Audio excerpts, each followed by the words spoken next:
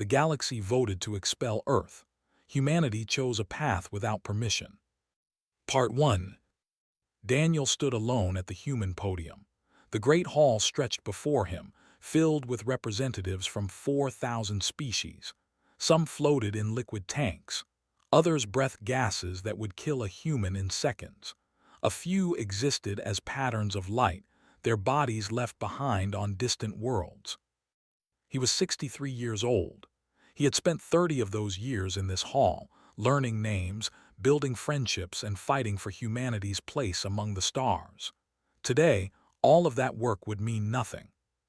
The High Arbiter, a reptilian being named, raised one scaled hand. His voice echoed through translation devices across the chamber. The vote shall now proceed. The matter before this assembly is the expulsion of Earth and all human territories from the Galactic Union. Daniel did not move. He had known this was coming for 5 years. He had watched the fear grow in the eyes of elder races as human colonies spread across the outer rim. He had heard the whispers in private meetings. Humans bred too fast. Humans shared technology too freely. Humans asked too many questions. The merchants of the Crystal Coalition voted first. Their delegate, a being of living glass named, hesitated for a long moment before casting the vote against humanity. Daniel saw something like regret in the way light moved through her body. Then came the hegemony of scales, ancient enemies of mammals everywhere. Their vote was eager. The thought collective voted as one mind: expulsion. The small species of furry traders abstained. They were too weak to oppose the elder races openly. One by one, the votes fell like stones. Daniel counted them in his head. He did not need to. The result was obvious from the beginning. Lisa Martin, his deputy, stood behind him. She was 32, brilliant, and burning with anger she could barely contain. "We should say something," she whispered. "Make them look us in the eye." "No," Daniel said quietly. "They have already decided. Words will not change frightened minds." "Then what do we do?" "We go home." The final count appeared on the great screen above the Arbiter's platform. 3,847 votes for expulsion, 153 against. His voice filled the hall once more. "The motion carries. Earth and all human territories are hereby expelled from the Galactic Union. All trade agreements are void. All treaties are canceled. Human vessels have 30 standard days to leave Union space. After that time, any human ship found within our borders will be considered hostile." Daniel picked up his data pad. He straightened his jacket. Then he walked toward the exit without looking back. The representatives watched him go in silence. Some felt shame. Most felt relief. A few felt fear of a different kind, wondering if they had just made a terrible mistake. Outside the great hall, Daniel found waiting for him. Her crystal body caught the light of 3 suns streaming through the station's windows. "Ambassador," she said, "I must speak with you." "You voted against us, delegate." "I had no choice. My coalition would have been punished." She moved closer, her voice dropping to frequencies only he could hear. "But you must understand the truth. This was never about your expansion or your technology sharing." "Then what was it about?" "Fear." Her light pulsed in patterns Daniel had learned to read as deep concern. "The elder races have watched humanity for 200 years. They have seen your growth. They have measured your adaptability. They are afraid." "Afraid of what?" "Of what you will become. They see a species that went from wooden ships to starships in 3 centuries. They see a species that breeds quickly, thinks creatively, and refuses to accept limits. They look at their own civilizations, unchanged for 10,000 years, and they see extinction in your eyes." Daniel said nothing for a long moment. Then he nodded once. "Thank you for the honesty, delegate." "What will you do?" "I do not know yet, but I know this. We did not ask to be part of their union. We earned our place. And if they think casting us out will stop us from growing, they understand nothing about humans." He walked away, leaving alone with her guilt and her fear. The journey back to Earth took 3 weeks. Daniel spent most of it in his cabin thinking. Lisa tried to engage him in planning, in anger, in anything. He remained calm. When they finally reached Earth, the world leaders were waiting. They gathered in a secure room beneath the mountains of Switzerland, the same place where humanity had planned its first steps into space 2 centuries before. 50 faces looked at Daniel. Presidents, prime ministers, generals, scientists. They wanted answers. They wanted plans. They wanted someone to tell them what to do. Daniel stood at the front of the room. He looked at each face in turn. "They have closed their door," he said. "They have told us we are not welcome. They have made it clear that they see our growth as a threat to their comfortable stagnation." He paused. "Good." The room stirred. People exchanged confused glances. "For 200 years we have tried to fit into their systems. We have followed their rules. We have limited ourselves to avoid making them uncomfortable. And still, they cast us out." He placed his hands on the table. "No more. We will not beg for acceptance. We will not shrink ourselves to ease their fears. They have closed their door. Fine. We will build our own house. And when they finally see what we have become, they will understand that they did not expel a threat. They expelled the only species in this galaxy willing to help them." The room was silent. "From this day forward we go dark. We pull back every ambassador, every trader, every ship. We close our communications. We let them forget about us. And while they forget, we build." The President of the United Council spoke. "Build what?" Daniel smiled. It was not a happy smile. It was the smile of a man who had just found a purpose worth dying for. Everything they were too afraid to imagine. That night, Earth's orbital stations went dark. Communication buoys powered down across 12 colony worlds. Human ships turned away from galactic trade routes and vanished into unexplored space. The galaxy had voted to expel Earth. Humanity had chosen a path without permission. The galaxy voted to expel Earth. Humanity chose a path without permission. Part 2. 100 years passed. The galaxy moved on.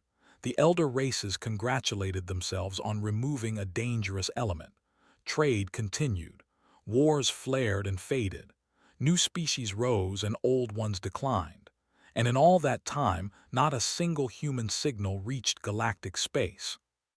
Most assumed humanity had collapsed.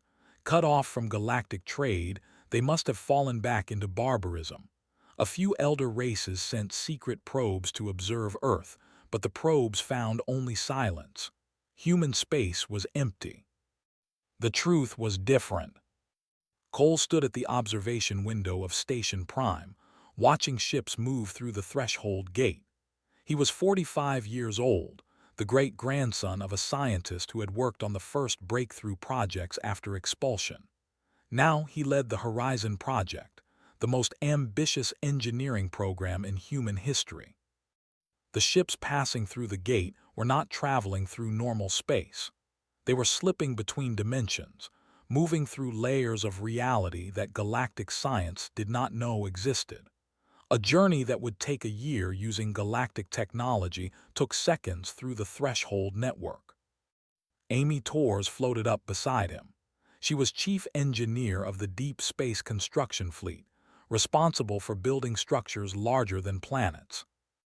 "The new gate is online," she said. "That makes 47. We now have instant access to systems across 3 galactic arms." Nodded, and they still think we are dead.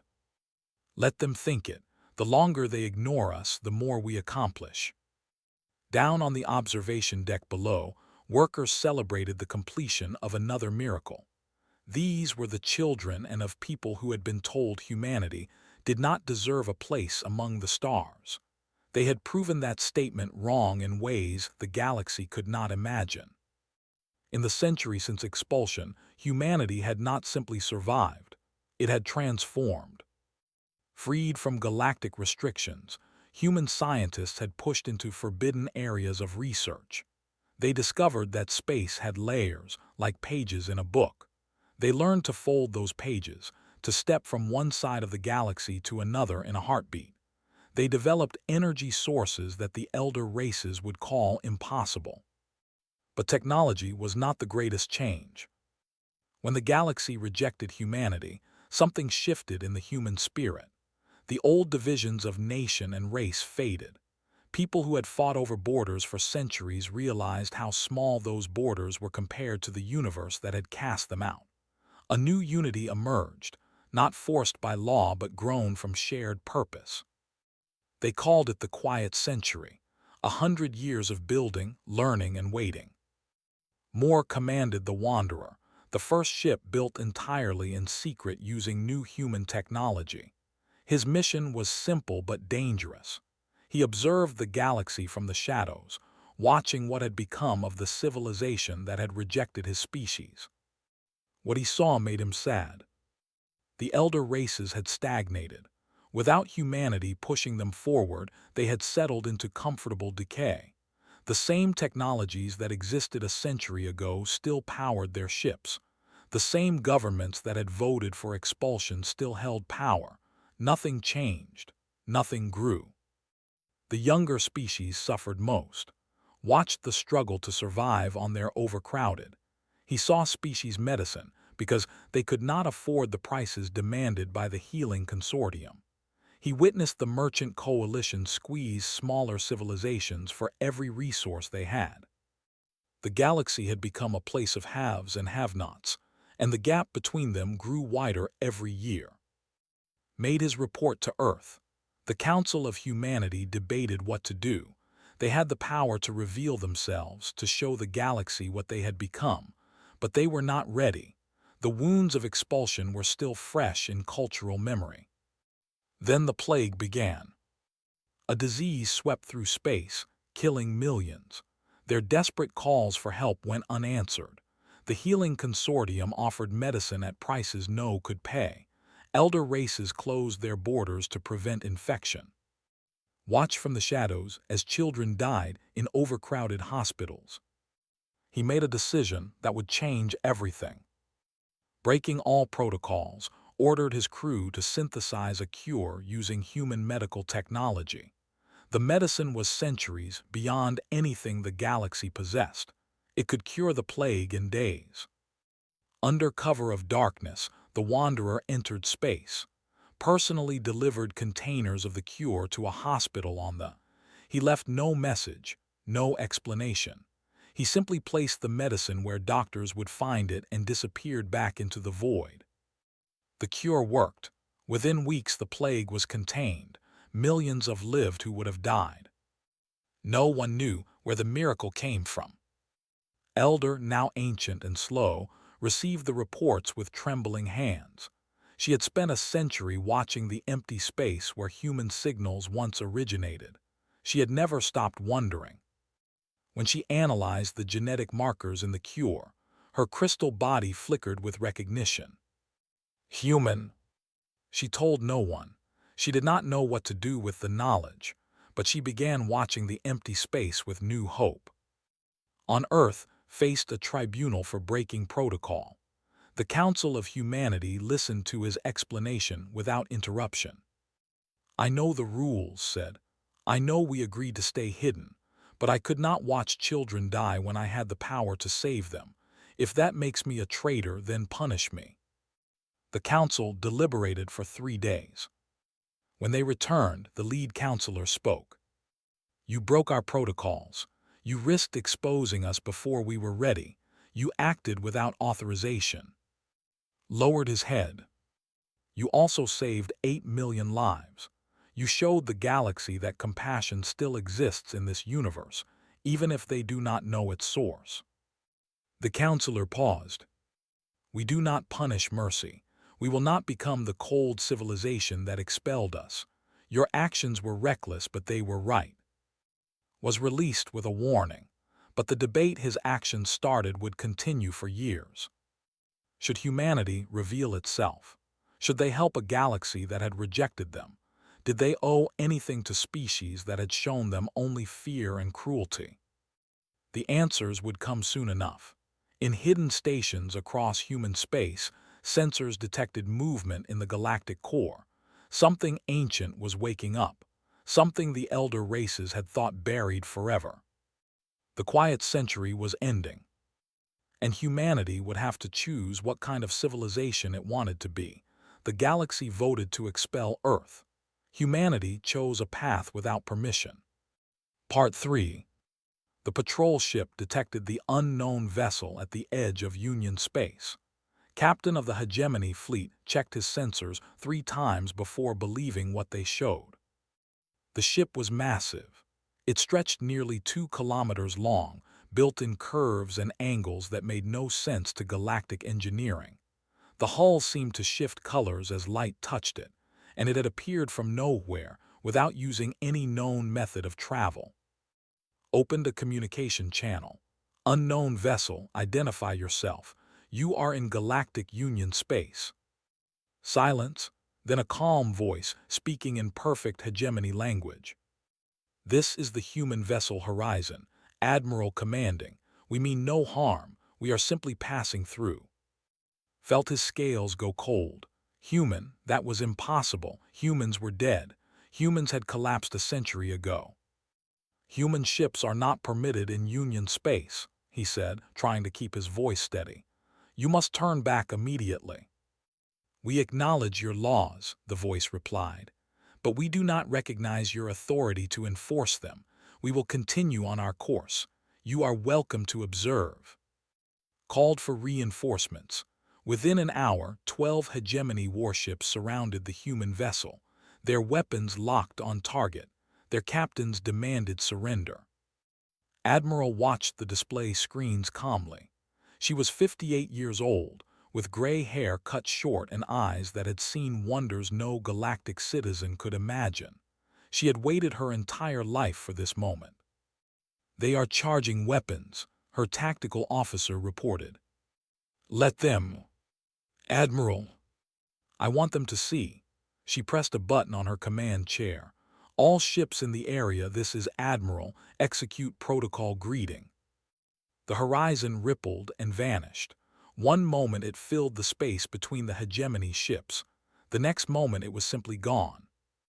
Captain spun around, searching desperately for the enemy. His sensors found nothing. Then his communications officer screamed. The horizon had reappeared behind them, past the blockade, continuing calmly on its original course. It had moved 10,000 kilometers in less than a heartbeat. Did not pursue. He was not a fool. He sent his report to the Galactic Council and prayed someone else would deal with this nightmare.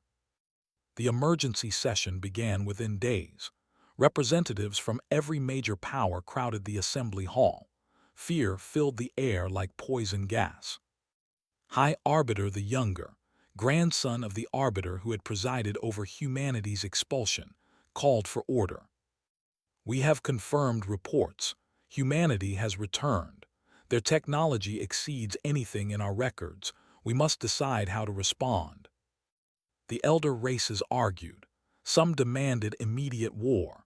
Others called for negotiation.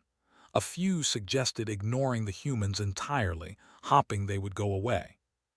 Then the doors opened, and Chris walked in. He was 35 years old, tall, with dark skin and an easy smile. He had been trained since childhood for this moment, taught languages and customs and protocols.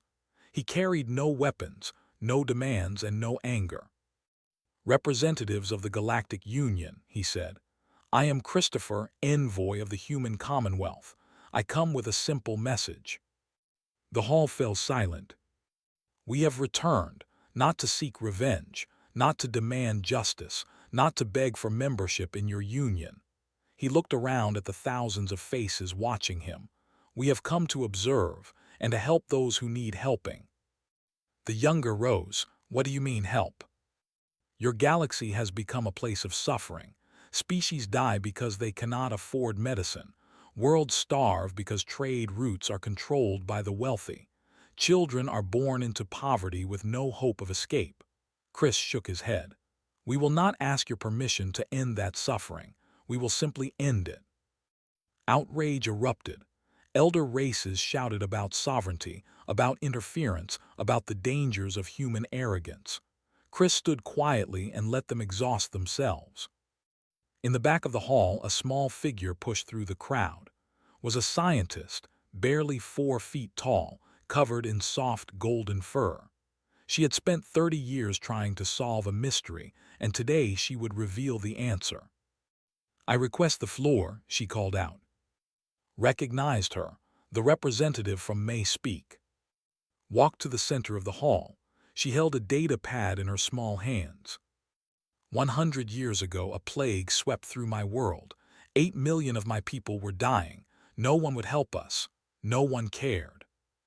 She looked around at the representatives who had voted to let her species die. Then a miracle happened. A cure appeared on our doorstep. No one knew where it came from until now. She pressed a button, and the data appeared on the great screen. I have analyzed the genetic markers in that cure, the molecular structure, the manufacturing signatures. There is only one species in this galaxy capable of creating medicine so advanced. She pointed at Chris. Humans saved my people. While you were congratulating yourselves on expelling them, they were saving lives you considered worthless. The hall erupted again, but this time the tone was different. Shame mixed with the anger. Doubt crept into proud hearts. Chris bowed too. "We did not seek credit for that gift," he said. "We do not seek credit now. We simply could not watch children die when we had the power to save them." He turned to face the arbiter. "Your union expelled us because you feared what we would become. You were right to fear. We have become something you cannot imagine, but we have not become your enemies. We have become the helping hand you refuse to extend to others." He walked toward the exit. "We will be in the outer territories, treating diseases and feeding the hungry. You may join us if you wish. You may oppose us if you must, but you will not stop us." The doors closed behind him. Admiral received his report and smiled. "Well done, Chris." "They are terrified." "Good. Fear can become respect if we give them reason." She looked out at the stars. "And we have all the time in the universe to show them what humanity really is." The first human aid ships arrived at space the next week. They came carrying medicine, food, and teachers. They asked for nothing in return. The galaxy watched, confused and afraid. They had expected conquerors. They had prepared for war. They did not know how to fight kindness. The galaxy voted to expel Earth. Humanity chose a path without permission. Part 4. The first warning came from a mining station at the edge of the galactic core. Workers reported strange lights in the void, patterns that moved against the stars. Then the station went silent. By the time rescue ships arrived, nothing remained but floating debris and the frozen bodies of 3,000 workers. More reports followed, stations destroyed, ships vanished, entire colonies wiped clean of life. Something was emerging from the galactic core, something that killed without warning and left no survivors. The Galactic Council convened in emergency session. Elder races who had ruled for trembled before images of the destruction. High Arbiter the Younger spoke in a shaking voice. "We know what this is. Our ancestors sealed it away 10,000 years ago. The sleepers have awakened." The sleepers were machines, built by a species that had died before most current civilizations existed. Their creators had designed them for one purpose: to eliminate biological life. When the founders of the Galactic Union discovered them, they lacked the power to destroy the machines. Instead, they imprisoned them in containment fields at the galactic core and hoped they would never wake. That hope had failed. Brooks received the news at a human relief station in space. He was 42 years old, an emergency response coordinator who had spent 20 years helping civilizations in crisis.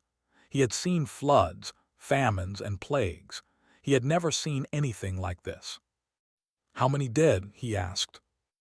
Estimates range from 50 million to 100 million, his assistant replied. And the numbers are growing. Closed his eyes. The galaxy that had rejected humanity was dying. Part of him, a small dark part he was not proud of, wondered if this was justice. They had cast humanity out. They had let species suffer and die rather than share their wealth. Now they faced extinction. He pushed that thought away. It was not worthy of the person he wanted to be. Prepare the emergency fleet, he ordered. Full medical supplies and evacuation capacity. Sir, we have no treaty with the Union. They expelled us. I know, we are going anyway. On Earth, the Council of Humanity gathered to watch the sleepers spread across the galaxy. Shaw, the leading in human space, presented her analysis. The sleepers are self-replicating, she explained. They use the materials from destroyed stations and ships to build more of themselves. Each victory makes them stronger. At their current rate of expansion, they will reach the outer territories within 6 months. And then they will reach us. Human space is not invisible to them. It is simply not their priority yet. The council debated through the night. Some argued for isolation. Human technology could protect human worlds. Let the galaxy burn. They had earned their fate. Others disagreed. Commander Moore, now old and gray but still sharp, spoke last. I have watched this galaxy for decades, he said. I have seen their cruelty. I have seen their fear. I have seen them turn away from suffering because helping would cost too much. He paused. But I have also seen children learning to read in schools we built. I have seen dying species given second chances. I have seen what happens when someone chooses kindness over convenience. He looked around at his fellow council members. If we turn away now, we become exactly what they always feared we would be. We become conquerors who only help when it benefits us. We become the monsters they imagined when they voted to expel us. Admiral stood. The commander is right. We did not spend a century building this civilization so we could watch the galaxy die from safety. We built it so we could make a difference. The vote was unanimous. Every human colony voted to help. The largest fleet in human history assembled at the threshold gates. 1,200 warships, each one carrying technology the galaxy had never seen. Behind them came 3,000 support vessels, loaded with medical supplies, food, and evacuation equipment. Admiral took personal command. As her flagship moved toward the first gate, she broadcast a message across all frequencies. To all species of the Galactic Union, this is Admiral of the Human Commonwealth. We know about the sleepers. We know you cannot stop them alone. She paused. We are coming to help, not because you asked, not because you deserve it, but because helping is who we are. The fleet vanished into the gates. On a refugee ship fleeing the core worlds, a young hegemony soldier watched the human vessels appear from nowhere. His scales, once proud, were dull with fear and exhaustion. His family was dead. His was gone. He had lost everything. Brooks found him in the cargo hold, staring at nothing. "Are you injured?" asked. The soldier looked up at him with hatred. "You should let us die. We voted to expel you. We called you vermin. We treated you like nothing." Sat down beside him. "I know. Then why are you here?" Thought about the question for a long moment. Why was he here? Why had he spent his life helping species who would never thank him? "Because this is not about you," he finally said. "It is not about revenge or justice or proving a point. It is about the kind of people we want to be." He looked at the young soldier. "My ancestors were expelled by your ancestors. They could have become bitter. They could have spent a century planning revenge. Instead, they built something better. They became something better." He stood up and offered his hand. "You cannot change what your people did to us, but you can choose what happens next. You can spend the rest of your life hatting, or you can help me save whoever is left." The soldier stared at the offered hand. Then slowly he reached out and took it. At the heart of the sleeper expansion, Shaw led a team of scientists to study the enemy. Her ship, the Discovery, carried equipment that could analyze anything in the universe. What she found changed everything. "They are not mindless," she reported to Admiral. "The sleepers have a central intelligence. They communicate. They make decisions. They were designed to kill, but they were also designed to learn." "What does that mean for us?" Smiled. It was not a happy smile, but it was not hopeless either. "It means we might be able to talk to them. And if we can talk to them, maybe we can give them something they have never had." "What is that?" "A choice."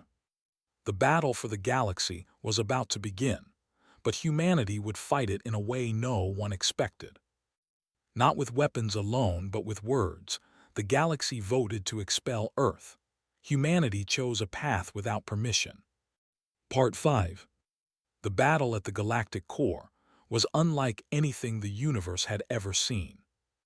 Human warships moved through dimensions the sleepers could not follow. They appeared from nowhere, struck with weapons that tore through machine armor and vanished before the enemy could respond. For the first time in 10,000 years, the sleepers faced an opponent they could not easily destroy. Admiral commanded the fleet from her flagship, the Daybreak. Around her, tactical displays showed the positions of 1,200 ships engaged in a dance of destruction across 3 star systems. "Enemy formation breaking," her tactical officer reported. "They are retreating toward the core. Do not pursue. Protect the evacuation corridors. That is our priority." Across the battle zone, human transport ships carried refugees to safety. Billions of beings from dozens of species fled the core worlds, escorted by warships that fought and died to keep them alive. Not all the ships made it. The heavy cruiser Steadfast took a direct hit while covering a convoy of hegemony refugees. Her captain, a woman named Grace Palmer, knew her ship was dying. She had seconds to make a choice. "All hands abandon ship," she ordered. Then she turned to her helmsman. "Set course for the largest sleeper vessel, full speed." "Captain, we cannot survive that impact." "I know, but that convoy can." The Steadfast accelerated toward the enemy. Grace Palmer watched the sleeper ship grow larger on her screen. She thought about her family back on Earth. She thought about the people she was saving. "Tell them we chose this," she said. "Tell them we chose to help." The impact destroyed both vessels. The convoy escaped. Stories like this repeated across the battle zone. Human crews sacrificed themselves for species that had once despised them. They did not ask for thanks. They did not expect recognition. They simply did what needed to be done.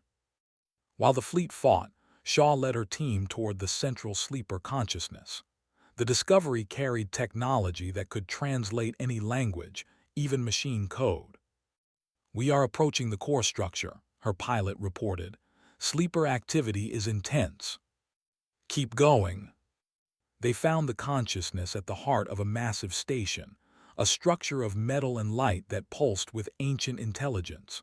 Ordered her ship to dock. "Dr. Shaw, this is dangerous." "Everything worth doing is dangerous." She picked up a communication device and walked toward the airlock. "Stay here. If I do not return in 1 hour, tell Admiral what we found." She entered the sleeper station alone. The consciousness detected her immediately. Machines moved around her, scanning, analyzing, deciding whether to kill her. She kept walking. "I am not here to fight," she said, her words translated into machine code. "I am here to talk." The machines paused. A voice emerged from the walls around her, cold and ancient. "We were created to destroy biological life. That is our purpose." "I know, but who created you?" "Silence." "Your creators died millions of years ago. They built you for a war that ended before your galaxy was formed. You have been following orders from ghosts."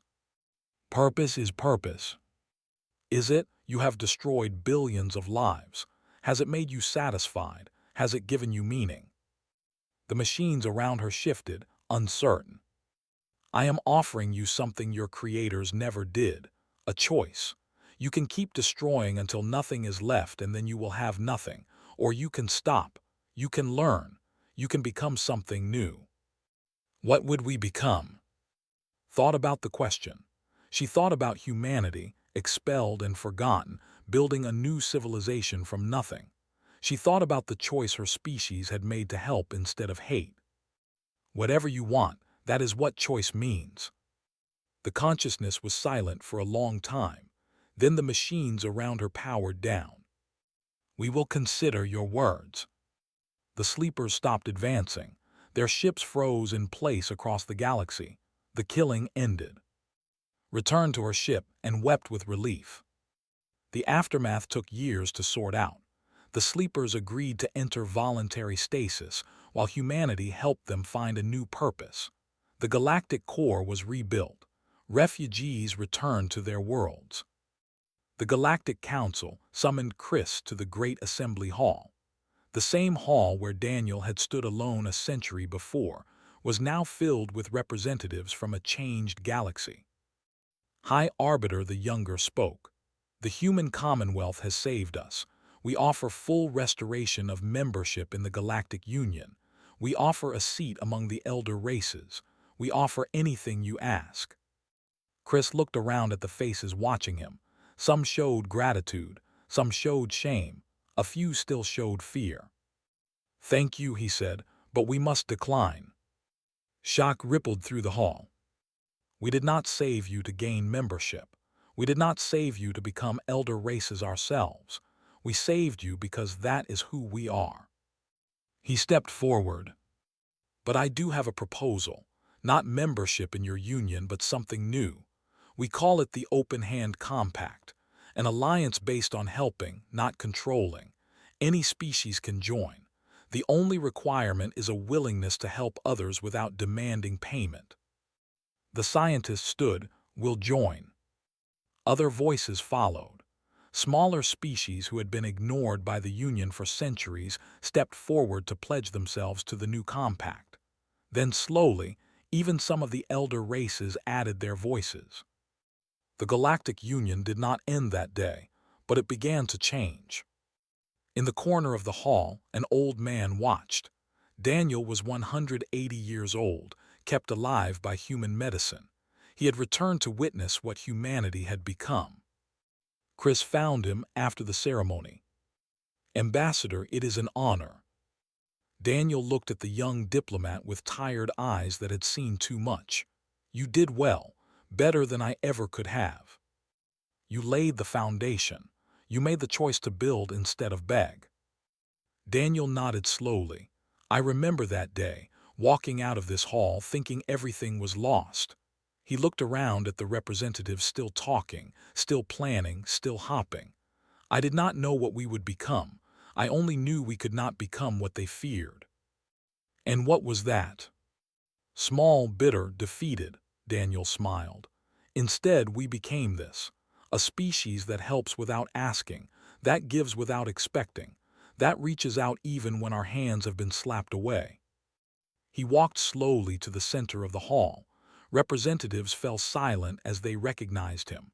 The man who had been expelled, the man who had started everything. 100 years ago, you voted to expel my people," Daniel said. "You feared what we would become. You were right to fear." He looked around at the thousands of faces. "We became exactly what you feared.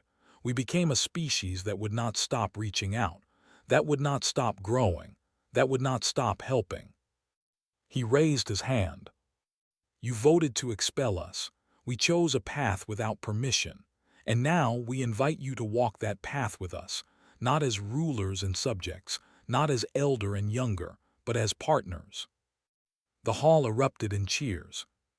Daniel closed his eyes and smiled. This was what humanity was meant to become, not conquerors, not victims. Just humans reaching out, building, helping. Always helping. No matter what.